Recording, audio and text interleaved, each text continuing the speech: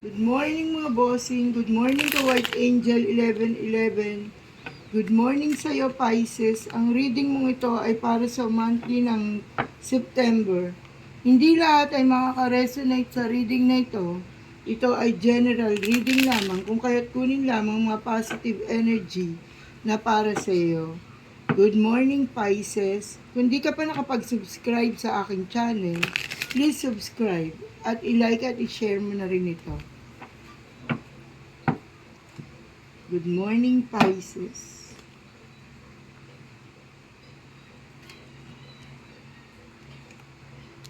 Sinasabi rito, Pisces, na mayroon kang napalampas na pagkakataon upang ikaw ay magtagumpay. Sinasabi rito na nakaligtas sa iyo ang magagandang kapalarang ito. Ngunit huwag kang mag-alala sapagkat may papalit na ito ay karapat-dapat sa iyo. Sinasabi na ito ay para sa iyo talaga at hinahatid sa iyo ng kapalaran. Sinasabi rin dito na ikaw daw ay magtatagumpay sa buhay anuman ang larangan na iyong pinasok. Sinasabi rin dito na marami ka raw alalahanin, lalo-lalo na pagdating sa iyong mga anak. Sinasabi rin dito, Pisces, na napuno na yung mga tinatawag na cups para sa iyo, yung tinatawag na kapalarang nakatadana sa iyo, kung kaya't nakalagpas ang kapalarang dapat ay isa pa sa ikadadagdag ng iyong pagyaman. Sinasabi rin dito na magsisimula ng buksan ang pahina ng iyong buhay. Sinasabi rin dito na ang mundo ay bilog. Sinasabi na umiikot lamang ito para sa iyo. Umiikot ang kapalaran sapagkat ikaw daw ay mabuting tao, masipag na tao, Pisces. Kung kaya't sinasabi ng mga taong nasa paligid sa iyo ay ginagawang kanila ng hindi magagandang salita. Sinasabi rito na huwag mo raw silang papansinin sapagkat ang pagpansin mo sa mga yan na makasisira sa iyong determinasyon. Sinasabi rito na may gusto ka ng bitawan. Sinasabi rito na gusto mo nang iwan ang anumang taong nagbibigay lamang ng sakit sa iyo. Sinasabi rito na usaping pag-ibig mo ay kabiguan. Sinasabi rito na ikaw daw ay natuto na at kaya mo nang tumayo sa sarili mong paa. Sinasabi rin dito na maraming hinanakit, pasakit, sakit ng kalooban lamang ay binigay sa iyo ng taong ito. At gusto mo na itong bitawan. Ang energy mo ngayon, Pisces, ay kalungkutan. Kalungkutan dahil sa minamahal. Binigo ka ng taong ito. Sinasabi rito na iikot lang yung kapalaran at magbabago na raw ito. At sinasabing matatagpuan mo na ang taong karapat-dapat para sa iyo.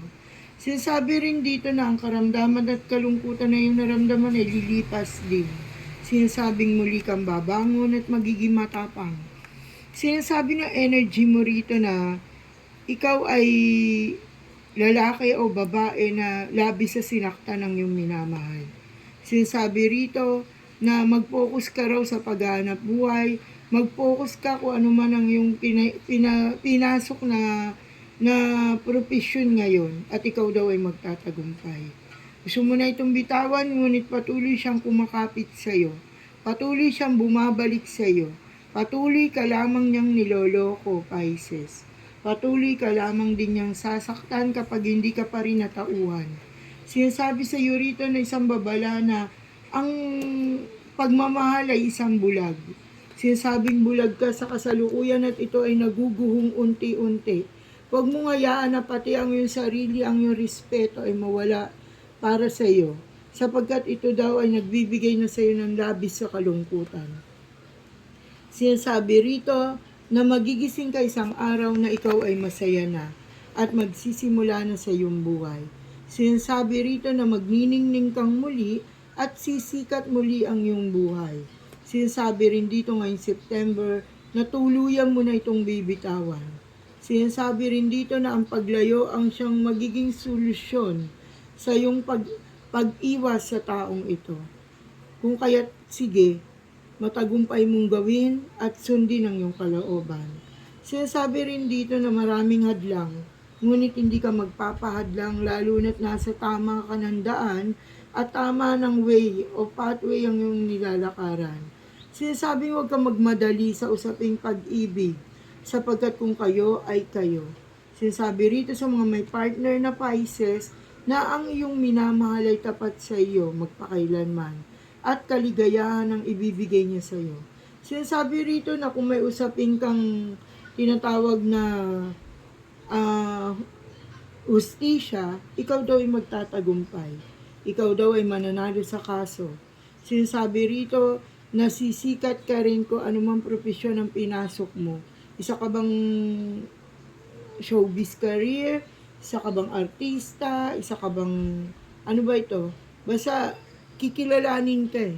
Isa ka bang vlogger, isa ka bang, isa ka bang sa mga nagpapasikat sa FB, mga ganon.